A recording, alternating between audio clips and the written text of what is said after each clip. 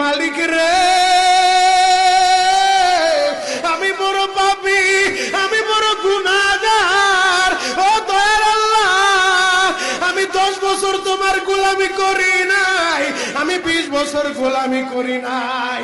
আল্লাহ, আজকে মনিরুল ইসলাম শরীয়তপুরী আমার ভাই শোনা গেছে তোমারে বন্ধু বানাইলে ওই জান্নাত পাওয়া যাবে।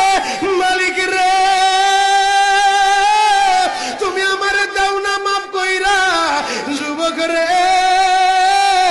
যদি কেউ আল্লাহরে বন্ধু বানাইতে পারে তার কোনো আর চিন্তা নাই, তার চিন্তার কারণ নাই গো বাবা।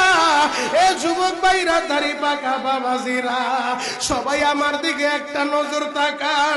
এই যে দেখেন আমি হাতের ভিতরে আহারের টিস্যু দিয়া কাফনের মতো একটা দৃশ্য বানায় ফেললাম। এমন একটা কাপড় আপনার শরীরে একদিন